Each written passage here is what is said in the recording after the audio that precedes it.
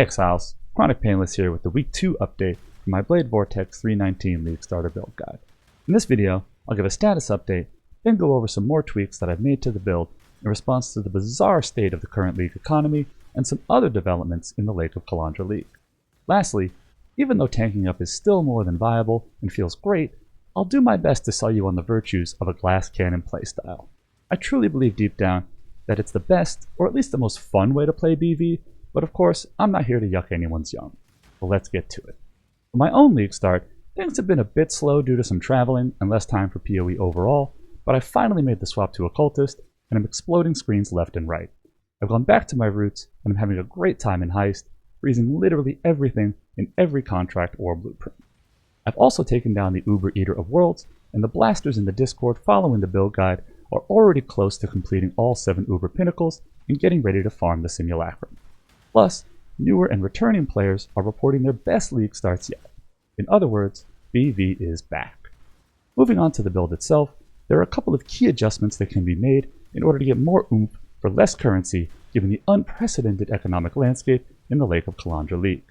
The first of these is replacing the Blast Freeze in Doryani's Lesson Cluster. This item had been a staple 1x item for many leagues, but thanks to the harvest changes, Exiles just aren't spamming reforges on clusters like they used to, and these high-end utility jewels had become a rarity. We still absolutely need lifesteal and freeze proliferation, so fortunately, there are several other ways to obtain them.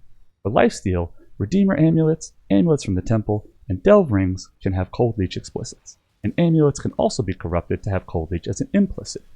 There's also the unique Doryani's belt and its Ziri's flask, though the latter won't be reliable against bosses. Watcher's Eyes can provide Leech to anyone running even a level 1 Vitality aura, and if all else fails, there's always anomalous Blade Vortex. The way Leech works in PoE, even the tiniest amount of life leech will be more than enough to get us to the maximum amount of life recovery per second, so any one of these sources will be all you need to get your leech on. As for freeze proliferation, the options are more limited. Blast Freeze can also be obtained from a medium cluster, and I like pairing it with the Astonishing Affliction notable that I highlighted in my last video. The other option is to get the Searing Exarch implicit on your gloves. The lesser version of this mod is equal in power to Blast Freeze, and I don't find much benefit from scaling it up. Packs are usually dense enough for Freeze to chain through them, and it would take a huge radius to jump from pack to pack. The next adjustment I would recommend is avoiding Void batteries. These wands are solid options, but more often than not, they can be replaced by a rare one at the same price. I've mentioned this in other videos, but it bears repeating. The gem levels are more important than ever for scaling your damage, and can even scale your AoE too. There are truly 0 essential uniques for this build, since we don't rely on any cheeky mechanics. Even the recommended Timeless Jewel is just a way to pump our damage higher. So if a rare is better, by all means go for it. Speaking of rares, the new Dusk Ring base type opens up a world of possibilities for achieving our desired skill duration to seal generation ratio. Selling 5 of these gets you an unmirrored version that you can craft any way you like. Or you can try to find one with naturally doubled mods that are appealing.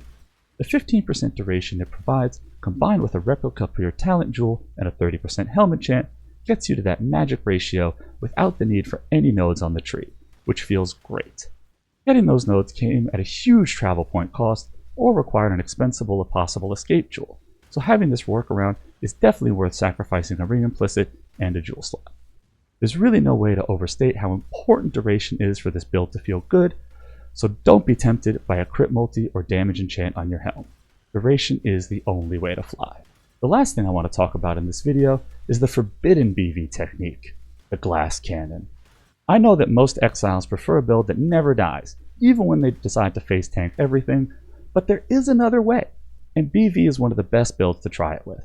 Thanks to the built-in 350% more damage multiplier from having 10 blades, BV's damage scales to the moon as you invest more into it. It's entirely possible to get to a point where you can trivialize even the Uber Pinnacles with overwhelming DPS. Spell suppression is extremely limiting for endgame armor, especially with the removal of important harvest crafts, so ditching it can allow you to increase your damage output dramatically. Armor is a little easier to come by thanks to the power of a simple Granite Flask and Determination, and enabling Molten Shell is a pretty big deal. But it can still be done away with in the name of pumping up the dams, if that suits your style. Of course, the most important thing in Path of Exile is having fun. And if Cast on Death Portal sounds like the opposite of fun to you, then the tanky BV Blaster from the original guide is still going to be a great option. Finding the right balance of tankiness, damage, and speed is a deeply personal thing, and Blade Vortex is malleable enough to fit any playstyle.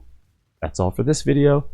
Make sure to stop by the Twitch channel or join the Discord for more BV discussion. And as always, stay painless.